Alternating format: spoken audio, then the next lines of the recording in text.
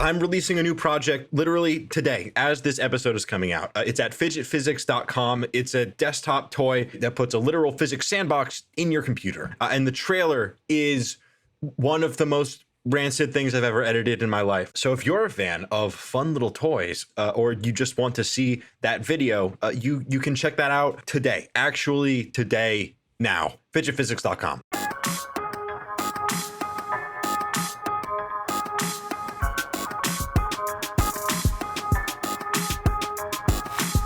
Hi, Sam. Hi, Julian. Before we get too into it, I have a cool and awesome announcement. Holy shit. Sex FM is now live. Wow. How are you feeling? Well, it's not live while we're recording, and I'm going to MagFest tomorrow, so I'm feeling like I got a lot of other shit to worry about. How are you gonna feel? Make a prediction. Can we start a betting pool? Yeah. Guys, in the comments, vote on how Julian's gonna feel after Sex FM is live. So you can find it at sexfm.live. We got a website and everything set up. It's got details on how to do it. It's a radio station, just in case anyone's coming to the... No, I like the idea that people have no idea. They just check the website and they're just like, what the fuck is this? That's like kind of the ideal way to experience it for the first time, actually, now that I think about it. The domain name proudly auto-blocked by schools all across the nation, even though it does not matter. Anyway, just let us know what you think. Yeah. Onto the normal. We're doing Q&A again because just to be honest, both of us are mega ultra doo-doo busy, and you guys had some good stuff we can just lean on instead, so we're gonna do that. Cammy Roxy asks, if to add to the conversation about DVD bonus features, if bonus features were to come back, what would be the most important thing you wish they would talk about for the creative process? This was asked before the last video that we worked on together and put out, which is an hour-long kind of documentary about a game being made until it isn't anymore. Yeah. Huh. Well, there's that. I mean, to be more broad, I just want them to stop being advertisements. Right. Back when they were even a thing, it's just they were all so dishonest and just flowery. It's boring. Yeah, because we did the whole thing where it was just us kind of breaking down over the Star Wars Episode 1 documentary. Yeah, and that's the antithesis of that. Yeah, I don't know. It sucks because part of this is believing that the creative process matters as more than like an advertising vehicle for the thing. Right. And the people who believe that aren't generally the ones commissioning the DVD extras. Mm-hmm. Yeah, I mean, it's inherently kind of a niche thing, right? Because, like, I don't know. I don't know. Well, I mean, it's changing now. Yeah, no, you've been saying this forever. I've been saying this. But even then, like a lot of the current, especially in game development, like a lot of the current, so what we're talking about is the increasing trend over the last 10 years of like videos about making things being like a primary thing to watch. I made this thing in 24 hours with X tool or whatever, where they'll set up a bunch of constraints and they'll treat creativity as a stunt. And even then, in a lot of those cases, it feels like they will skirt around things that they view as too technical or specific to be interesting. Yeah. This is, I think, like Michael Reeves makes great videos of that. Yeah. Yeah. He makes great videos doing this and like taking you on the vibes journey of doing something crazy unhinged. But part of the way that he does that is usually being like, and then I fucking threw some shit together. And that became like to just paper over anything that was technical or uninteresting. And I feel like people rely on that too heavily. And it bums me out because I do feel like you can make the tension of making things in the moment interesting to people. I don't believe that it's just something you got to write off. Yeah, this is something that I was thinking about with a car video, actually. Because, I mean, I've ranted to you about this at least. There's the white whale of a video I'm hoping to get done in the first half of 2025. It's, because I told you about this this particular moment I had where, in order to get the car ready for the event, I had to learn how its electronics worked in order to install a 6-point kill switch. And I'm not a fucking electrical engineer.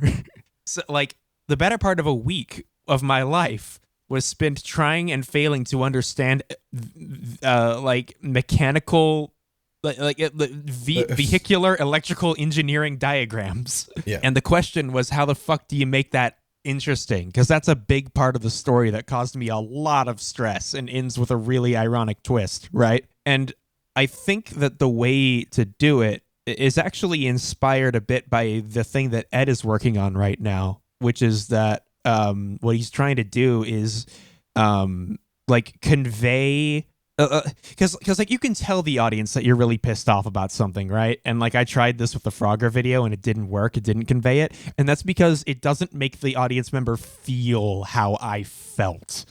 And so like with the car video, what I want to do is I need to find a way to make people feel a tenth of 1% as insane as I felt by day 5 of that process. And I'm confident that there's a way of doing it. I just don't know what it is yet. Yeah. The easy solution would just be, and then it took me a fucking week to figure out this one simple thing. And that's just such a missed opportunity. Yeah. The car video being a video about you getting a dog shit car ready to do a long ass dog shit car race. Yeah. And yeah, I mean, I think that part of it constantly honing in on what the creative thing, what it meant to you at the time, what the stakes were for it, because that's the stuff that makes those moments interesting. Right. And the stakes were quite literally like, if I don't fucking figure this out, then I am out over $5,000. Yeah. And that's not good. I don't want that. And then even if people don't understand exactly what's happening moment to moment, watching you go through that, I do think is like emotionally something that people can tap into. I'm glad we did the Bass Reeves video because like it doesn't my stress doesn't show through the footage, but a lot of what we spent figuring out with that project was how to convey it in other ways through storytelling. No, absolutely. I'm very, very excited about this because I remember a long time ago when we first talked about this and you were first like asking me for input, when you were asking people for feedback, going through. This was like over a year ago at this point. Over a year ago. Yeah. We spent like 4 to 5 hours just watching a lot of the footage as you walked me through everything that happened in this monster of a story. And terabytes of footage. Yeah. I still have a Google Doc somewhere that's just me like screen grabbing things and trying to map out in my head what the narrative was. Yeah. But I also remember like the biggest thing that I recall from that call was there were certain moments where things became very visibly stressful in a way that you were hesitant to include. Oh yeah. And I was pushing you to like, I think one of the things that I said was like, you can just let this be stressful. You don't have to paper over this. Video's long enough. It would have earned it by the point we get there. Yeah. I still think that might be a 2-parter, to be honest, because like the leading up to and then the actual event are like, it's like a part 1, part 2. Right. But I don't know the YouTube meta on that. Yeah. I don't know. That's really boring inside baseball talk. We don't need to get into that. Yeah. But it sounds like you're more open to that than you were back then. Or at least before making the Bass Reeves video, ? I hope. Oh yeah. No, you're the true. I am the true. But yeah, so I guess to bring it back to an answer to the question, the thing that I wish people would talk about is the experience of moment to moment stuff. Because that is what we spend most of our time doing. And it doesn't have to be boring. Like if you're having an emotional experience with something that you're doing, you can tell a story about that. And I think a lot of people just don't try because they worry that the surface level stuff will lose people. And yeah, I am, dedicating a lot of time to try to prove that not true. Gayar Buggio 952 asks, why were you on a tour of Universal Studio that you weren't supposed to be on? At least 4 people thumbed that up when I screenshotted Fortnite it. Burger 900 asks when and also where. Yeah, that was a really good one. That's great. Oh fuck! I should have. Holy cow asks. Listen, we don't have to answer every one of these questions, right? Like fucking, why was I at Universal Studios? When and where? Like it's not even like a sentence. That's just words. Fuck you, man. So Holy Cow asks, how do you guys fit breaks or at least off days / hours into your schedules? Passion can be very mean and taxing if it's not balanced with rest, but it can be difficult to do so without feeling wasteful of time or even lazy. Any advice? No. No?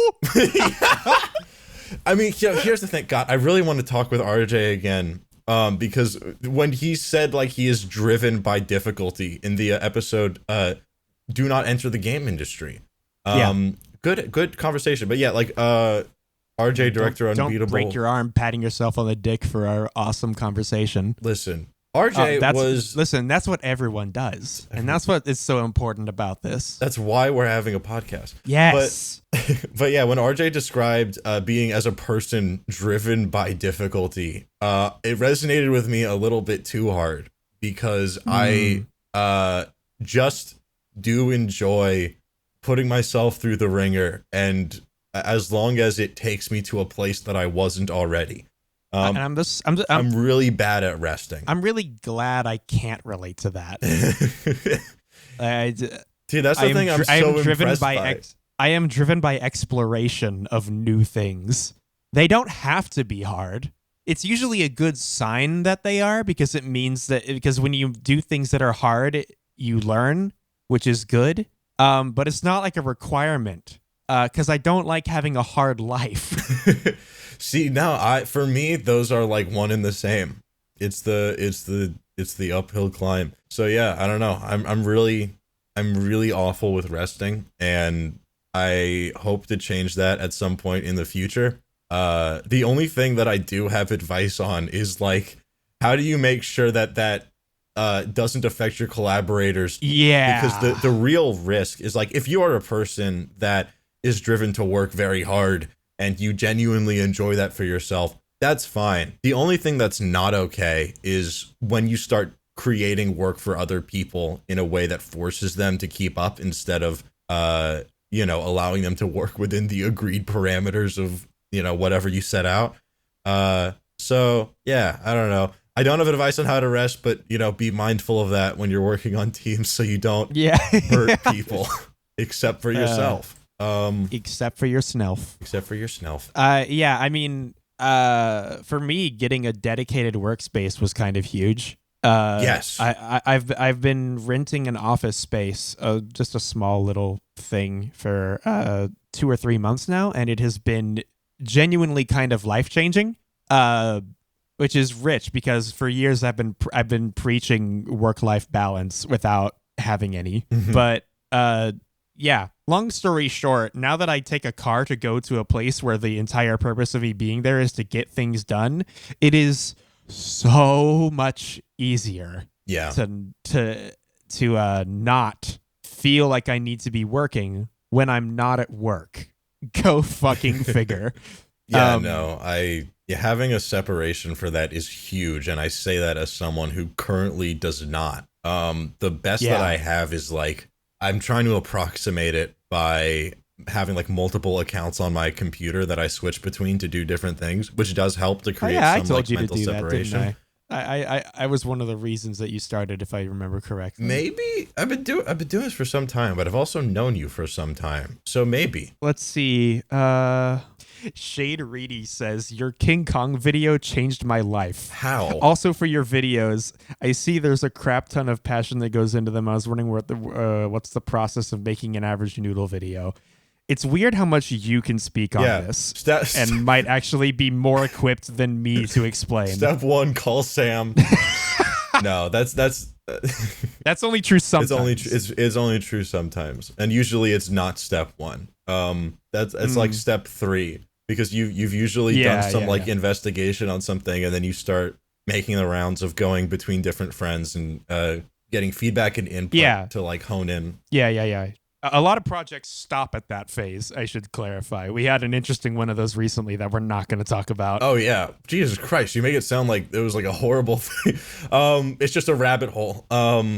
It's a rabbit hole, and I got really racist, and, you know, we don't need to get into it. Yeah, it's a miracle the podcast survived that conversation.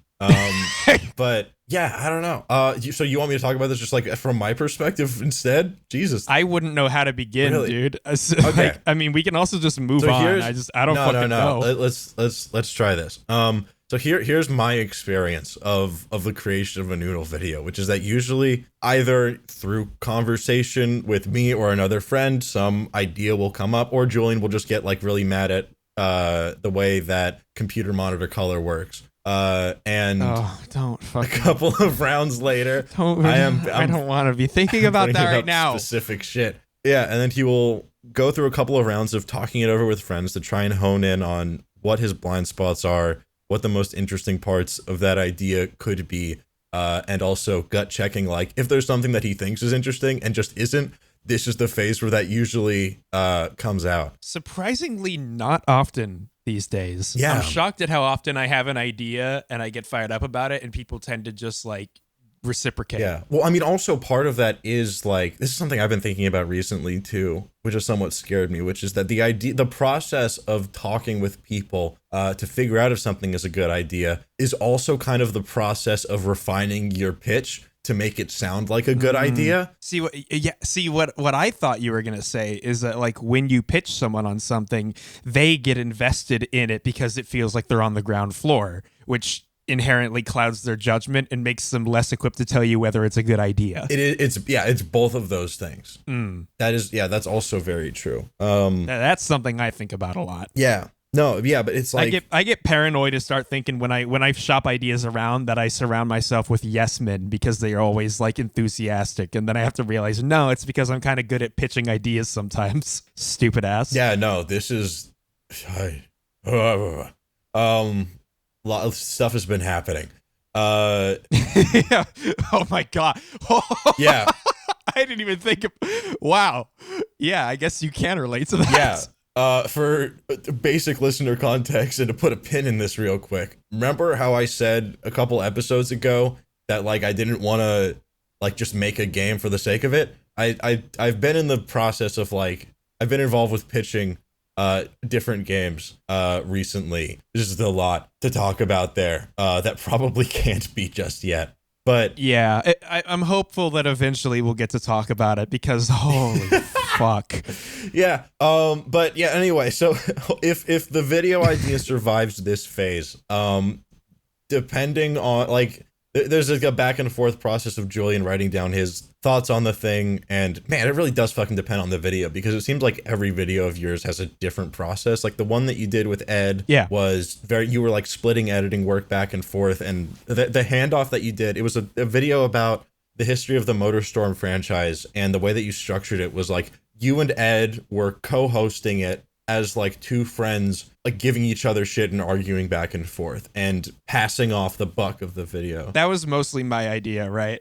That was mostly my idea because I hate how YouTube collaborations usually work. Right. Where it's just, it feels like this guy wrote this part and this guy wrote this part and there's no dynamic. They just make two halves of a video. Yeah. And it's like, no, if you want someone in on something, they need to change the dynamic. There needs to be something new about this. Right. It needs to, so you were like, let's make it semi-antagonistic and weave it in much more densely. Let's make it mirror how we talk to each other because that's the easiest thing to write. Yeah, no, that's sick. I enjoyed a lot of the stuff that you guys landed on. But yeah, so like I enjoyed making it a whole lot. It's what I'm realizing the more I make videos is that I just need it to not be a solo process. Yeah, that's the real reason you're involved so often is because you have the time, the willpower, the talent to actually help, and more than anything, the presence that makes it not be just me in a room banging my head against a wall wanting to put lead there instead.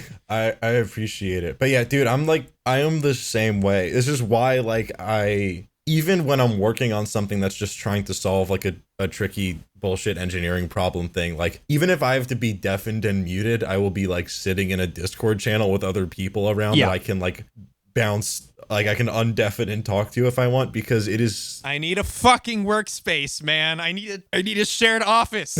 It's gotta happen at some point in our lives. It has to happen. No, yeah, it's like, fuck, dude. As someone who, let me think about exactly how I want to put this. Oh man, sorry, I just realized my brain made this idea like 10 times bigger in like 3 steps.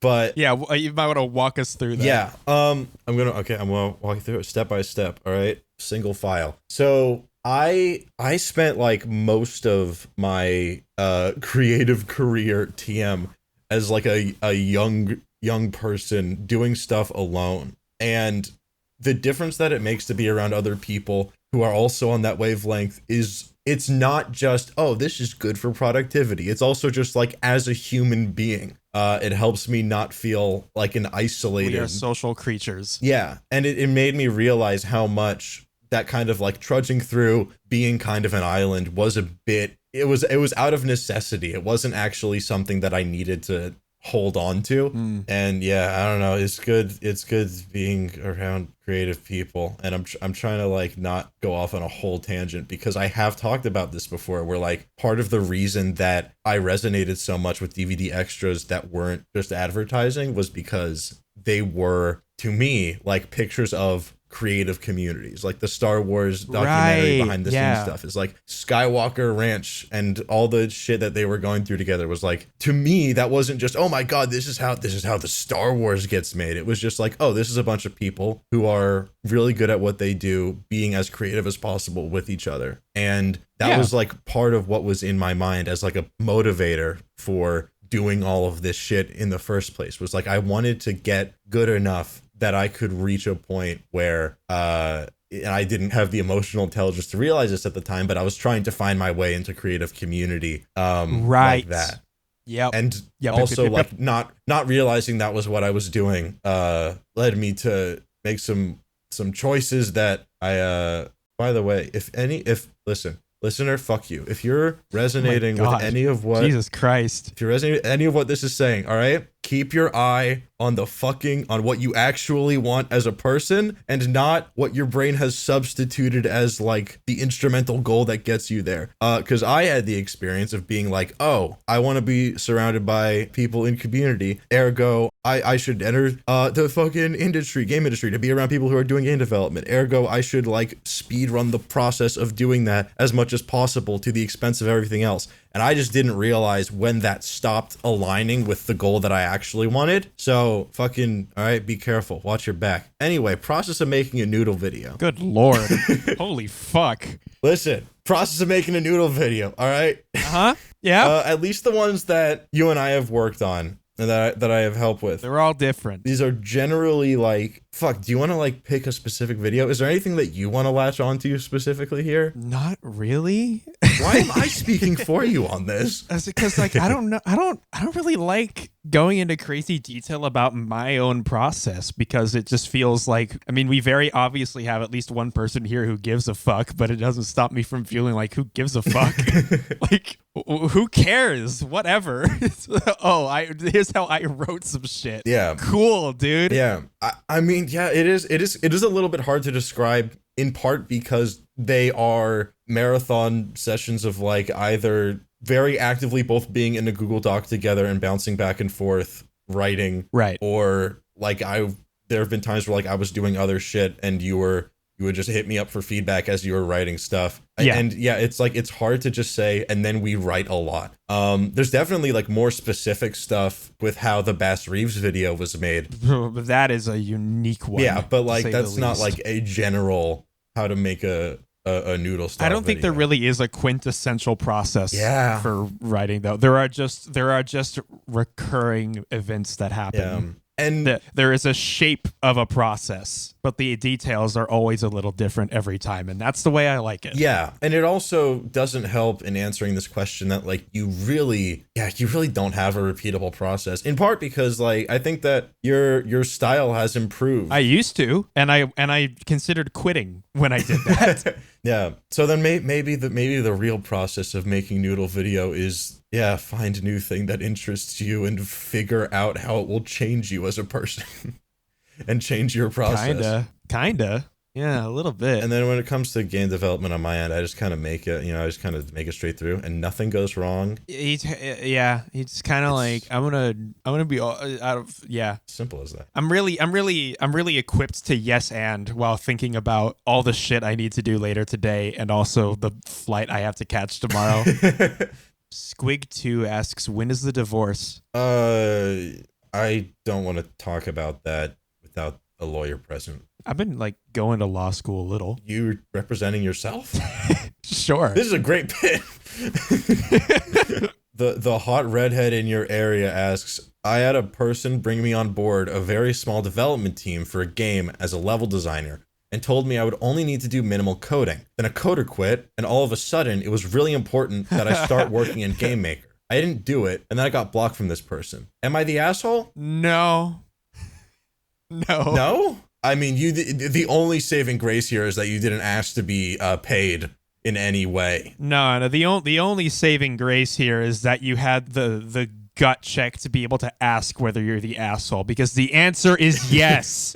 No. Oh man. Yeah. No. It is. I assume that this was, because we say this a while ago, I assume this was after the Do Not Enter the Game Industry episode. It would certainly make sense. Yeah, where we all talked about like our horrible work experiences that we've had and like just being absolutely loaded up with responsibility with no proportional, investment back into the project. This is the other thing. This thing we keep coming back to is that like it isn't bad to take on responsibility and do work inherently. It's just that, if you're being told to take on a bunch of responsibility and you're not getting anything out of it, that's fucked. Like if you have a stake in the project, if it does well, you get something out of it and you push yourself for it and you choose to do that, that's fine. But if it's just like fucking here, hold all the pieces of this sinking ship together with your bare hands, and when you get to shore, we will just leave and go on our merry way, and you go back out to sea. That's fuck. Speaking from experience, are we? Nah, I just kind of talk out my ass a lot. Yeah. Do you ever think about how, like, if we keep doing this podcast for any length of time, we're gonna, like, one day you're gonna get a wind up your ass. You're gonna get the inclination to listen back to an old episode from like years ago, and you're gonna hear a version of you that's fucking stupid. And wrong as hell. Already done that, my friend. Really? Yes. There's one thing that I can think of in this podcast already that I do regret, and that was the episode where I talked about the Talos principle. And I was very much like, I wasn't sure of myself, and I was trying to like talk around my actual issues with the game. And it's like, oh, if I'm going to talk about something, I should either talk about it or not talk about it. So I'm planting my flag in the sand, all right? I just think the puzzles in that game are not good. The second game's good, but the first game, I'm sorry, it just does the puzzle design thing where it's like untangling knots of increasing number of steps without adding new ideas. Sam is such a fucking fiend for puzzle games. Also, he hates most puzzle games he plays. It's just like, again, it wasn't because I found the puzzles hard. It was because I like stopped thinking through most of them. If you like the Talos Principle, I think that's fucking awesome. And I there's a lot of stuff that is worth liking about this game. I just personally... But if you made the Talos Principle... If you made the Talos Principle, thank you for making the Talos Principle 2, where you basically addressed every single problem that I had with the Talos Principle 1. Where you apologized and charged $60 for it, you fucking asshole. Hey, listen, puzzle game fiends, Talos Principle 2, actually good, and like it is a very specific flavor of jank in a way that I really appreciate. And not jank gameplay wise, but it's just beautifully, embarrassingly earnest, and I love it. So like that's pretty minor though, as it goes. I'm talking, but like it's also, that was not very long ago that you said that, and so I just like, you got to multiply that by years and years and years. Let's do a thought experiment where we're doing this 10 years from now. You get to listen back to a 10 years more naive version of yourself. Yeah. And it's not like we don't take it down, that wouldn't make any sense. Yeah. But you have to grapple with this reality in which there exists a version of you cemented in public for all time that you really don't identify with anymore. Mm-hmm. And people will go, we miss the old Final V3, man. Yeah. Awesome. Back when they weren't afraid to speak their mind. Back when they weren't afraid of big woke. You think that's gonna be what we're gonna look back on and talk about? Yeah. Meanwhile, fucking 10 minutes We're gonna ago, look back in 10 years, like, before we got infected with the fucking mind 10 virus. minutes ago, you being like, yeah, I was racist. I became racist. No. I'm saying the inverse. I'm saying we look back then and we're like, man, I used to be racist. Yeah. What happened? Can we go back? No. Take me back to the good old days where I had way more internalized prejudice or something. I don't know. Yeah. I mean, I don't know. I mean, is this something that you personally, because here's my thing, is that like my experience of being online was largely, I just like made my Twitter account, started posting stuff. I had a project that blew up way too big, and then I hid for the most part in terms of like as a person. Most of my output was just like, here's a project that I made. I'm only just starting. I had the polar opposite of that, really. Yeah. I started making opinion pieces and I got way too much attention way too quickly. Right. Before I was good at this. And so like a lot of my most beloved videos are ones that I think are dog shit and like net negatives on the discourse at large. And I kind of just have to live with that. Do you... Fuck, I don't want to like push you to bring up a specific example, but I am curious. Oh, the Halo anniversary video is a good one. Oh shit, okay. Because I'm totally correct in everything I say, but the way I say it is really not helpful. Right. Like I stand by every critique, and if I were to do it now, it would probably be even more like mean about parts of it. But I personified the studio and got mad at that without, acknowledging the systemic issues that no doubt led to this happening. And I think that was a really big failure of the critique. The critique of the art needs not to be personal if it has no reason to be. And the only reason I made it personal was because it made for easy jokes. And that's just not acceptable. By the way, listener, this is a mild example. There are videos I've straight up actually just unlisted because I really hate them like a ton, and I don't want people being affected by them. Like I don't want people subscribing to the way I talked, but I don't feel like talking about those. This is a good thing to bring up on podcasts, is things we don't feel like talking about. Can we do a full episode of that? No. Yeah. We'll put it next to the one where we just like dump useless information that we've had to learn due to troubleshooting. Yeah. We'll double feature those back-to-back recording session. I get to tell you about ICC profiles, and you can tell me about Unity error handling or something. I hate that ICC profiles have become relevant when learning it's about so funny. rendering shit. It is so funny watching you go down the rabbit hole in slow motion that I've had to deal with. Yeah, of like showing you, because when I was looking up rendering pipeline in-game bullshit, transforming colors through different color spaces is a thing you have to do. Yeah. I sent you a picture of the colored cube and I said, this was perfect. Why did we start skewing it? Why are they making the color cube different shapes in this presentation? What the fuck is wrong with them? We love tone mapping. Love tone mapping. Now I just need you to think about how every game, every big AAA game is also doing HDR support. And just like really soak that up for a sec. I know, Julian.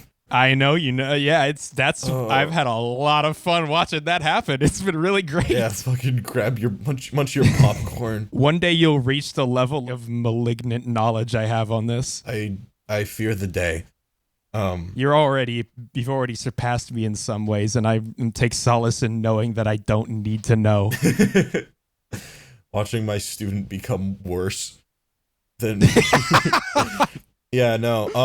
Watching my pupil become jaded and angry, being like, "Fuck yeah, he gets it." Yeah, but yeah, to wind back to looking back on the way we talked about stuff, and with your videos specifically, like, would you say that with the Halo anniversary video and stuff like that, part of the issue is that the way that you talked about that was rhetorically effective for like getting points about the game across, but it didn't really have, and very appealing to a gamer audience. well, yeah, but it's like that's not necessarily a problem, but it sounds like what you're concerned about is that, like, if those critiques had been directed a different way, it would have actually been more useful in affecting some kind of change. Because when I talk about affecting some kind of change, I'm not talking about changing Halo as a game. Okay. But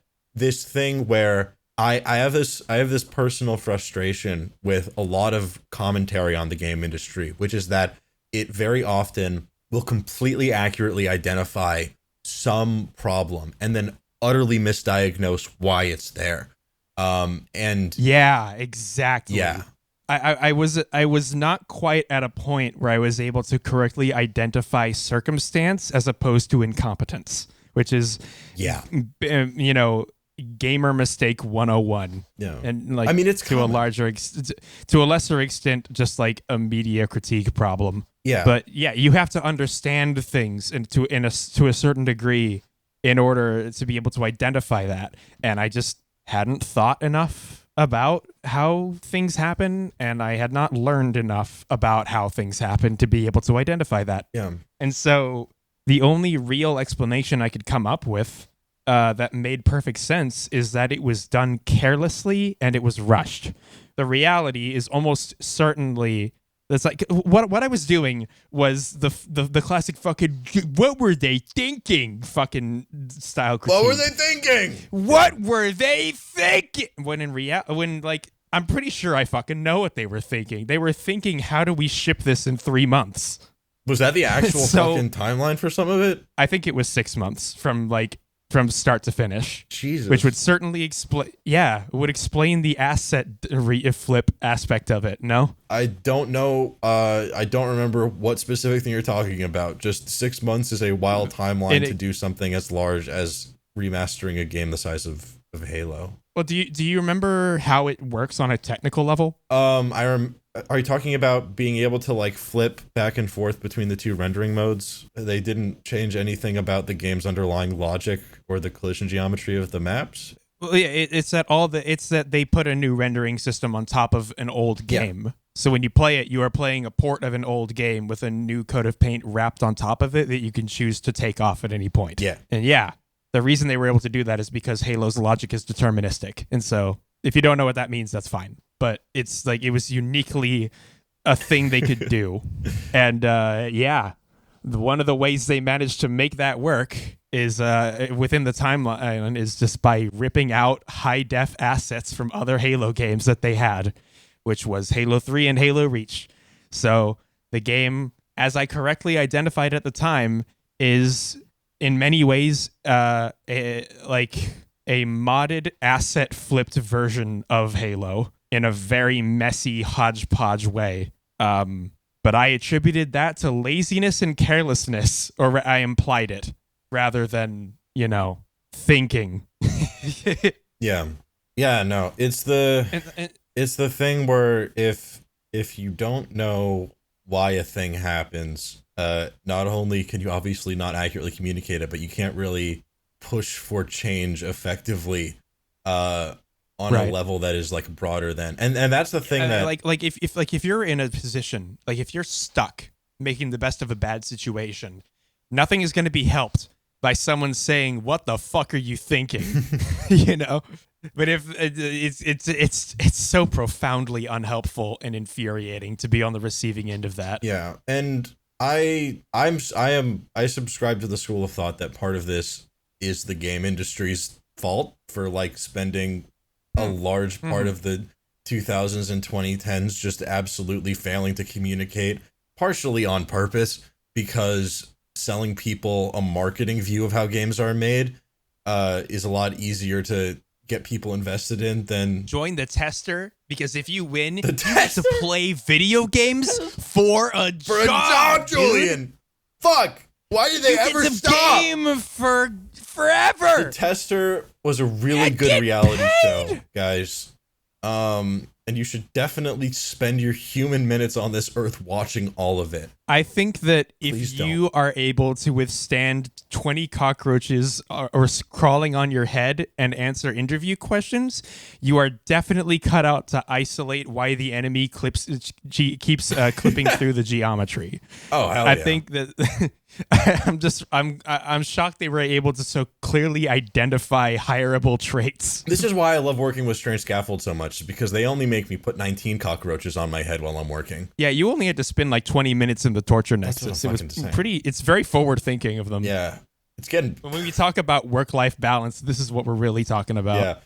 Oh, bam. But yeah, it's... reducing the amount of cockroaches in the interview process. Starting by me leaving. But... Yeah, I don't know. I think about how we've been like...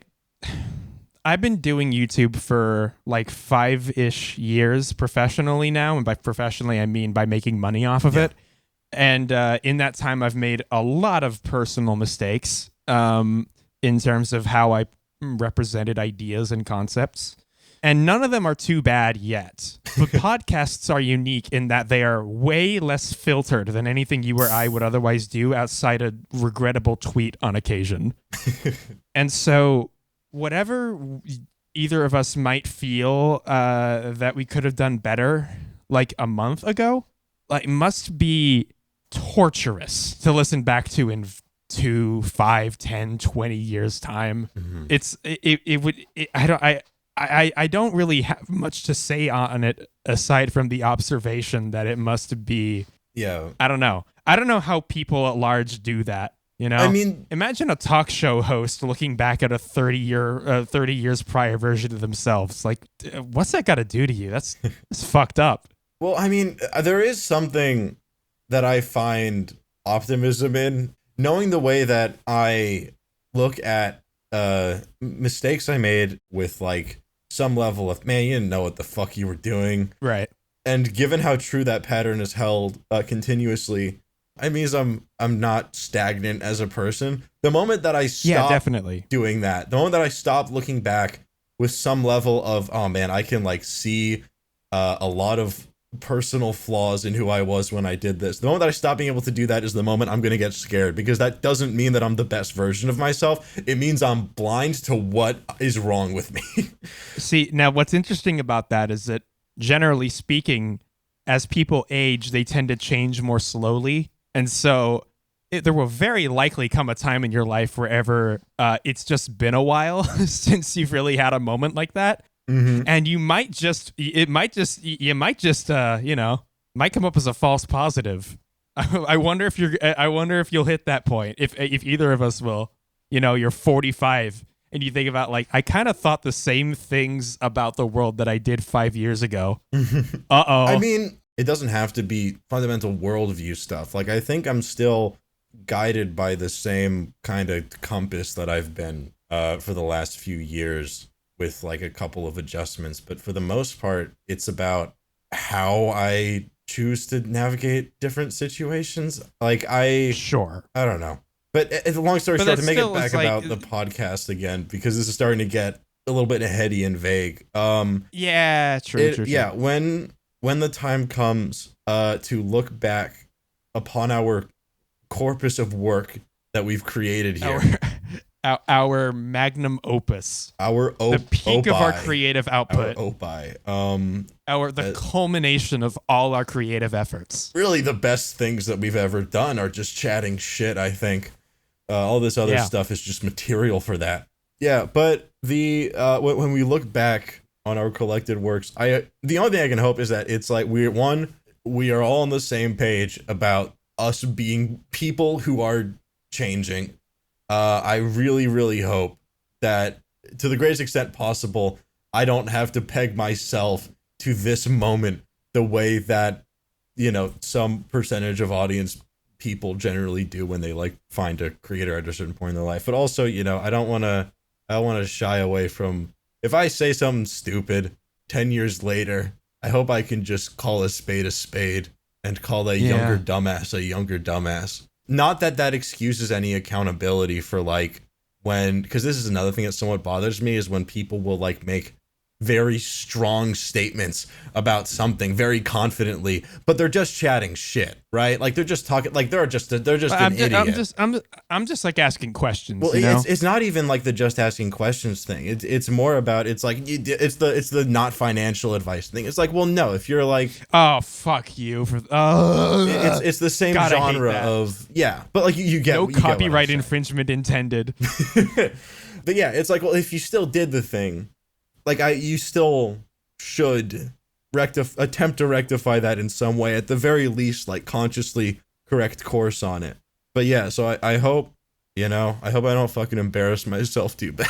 That's my take. I guess my only real thing is just I think sometimes about, by continuing to do this podcast, we are continuing to cement versions of ourselves that we will inevitably look back on and want to kill with rocks. The longer we do this, the worse that will get. Yeah, I try to, but it's, I don't know. It's natural and normal, but it's also fucked up and evil. It's natural and normal, and this fucked is the up and kind evil. of this is the kind of insight you can expect on Final V3. But I don't know. This is like a conscious thing that I've been trying to do more over the last few years, which is like trying to look back less on my younger idiot self with hatred and more like pity. That's what it is for me. Maybe, yeah, that's probably a better word for it. Where it's like, I wish that I could go back in time and help you grow as a person faster, because this shit is embarrassing. This is you gotta stop, man. I like that articulation of it. Yeah. So any of the young listeners out there, get excited to be thinking this in 3 to 5 years. I hope you're already thinking about your younger self, and just keep an eye out. It gets worse. It gets worse when it gets better. Yeah. Joe Vasquez 3468 asks, how would you spend $100 to annoy the other person? You'd fucking pay me to work on a video. Sorry. Good Lord. Sorry. Man, I was really excited for the creative exercise that would come from this, and you just had to fucking shut it down immediately. Good God. Okay, here's the thing. I don't actually know if I have a good answer for this question. I'm sure I can think of one. Yeah. Well, I didn't say I had one. I said I could think of one. Jesus. All right. Everyone, pause the podcast while we think. See, the thing is, I can annoy you for free. I'm trying to like... Oh, but money is enabling. The money... Is it? What the fuck would I do? Pay for a month of Adobe Creative Cloud? I don't... I'm thinking like let's say you and I meet up in person. I know the day in which it's going to happen. You know the day it's going to happen? What the fuck? Have you booked a plane ticket? Yeah, so I know the day it's going to happen, right? And I know it's going to be for one day. Uh-huh. And I know that we're going to be out and about for a lot of it. So like what I'm thinking is like, let's say we're in a place, we're in a city where like there's a lot of like acting talent, right? Uh-huh. So I could very easily source like, hey, do you want to make like an easy $25 just for like 20 minutes of work? You just got to show up here. Mm-hmm. And I get like a handful of people, and like someone comes up to you while we're talking about something unrelated, and it's got to be at a point where you're like definitely busy, focused on something else. Uh-huh. They get you off guard, and they're just like, "Holy shit, Sam! I've been looking for you for weeks." And then they walk away. That's not annoying. That's terrifying. And then like a second person does it, right? Uh-huh. And that's like the second $25. Right. Oh. But they have like a different take on it, right? Uh-huh. It's like, oh my, where have you been? What the fuck? Where have you been? This is terrifying. And then they leave. The third person, maybe it could just be like they roll their window down from their car while they see you driving by, and they're just like, "Yo, Sam!" Right? And then they roll the window back up, and that's the entirety of that one. And you've just spent it giving strangers my address and location. That's doxing. Dude, do you remember when E3 fucking totally annoyed 2,000 journalists by publishing their home addresses on their website? On accident? Well, hang on. You've still got $25 left, I think. Well, I mean, I wasn't quite sure where I was going yet, but the doxing thing has really inspired me. I feel like the way to really wrap it home is by like the final person is someone who approaches you whenever you touch down on the plane ride home in the airport. It's like I got to get the flight attendant in on it or something. It's got to be like really weirdly personal and feel like it's broken containment, because if it's something that only happened while we were meeting up, then that's like it's an isolated incident. Right. But the fourth one, the final one, has to be something that signals to you that it is not location specific and it will keep happening, even though it won't. My brain just walked down this really, really fast path of like, how would you even know, like, get in touch with the flight attendant? And then I went straight from there to call in a bomb threat on my behalf on the flight. I feel like I'd end up out a little more than $25 if I went that route. So that's not a strategy I would consider personally. Julian and his $25 defense attorney going up trying to make the case. Your Honor, I thought it would be really funny. Did you see the look on his face? Roll that clip back. Roll that clip back. It's happening for him, I say on the stand. Yeah. Your Honor, you laughed. You laughed. I saw it. Your Honor, I was holding a CG lightsaber. I feel like the language was warranted. What are you talking about? I mean, second answer, I would give it to you and tell you to use it to make a video. I think here's my thing. That's so lame. Listen, is there anything that I can do to you that's not worse than what you would do to yourself given the creative opportunity? I mean, there's definitely funnier things you could do, and that's what this is aiming for. I don't know if I'm wired to like think like this. Not yet. We'll work on it. We'll work on it. Tune in 10 years from now for a worse version of Sam.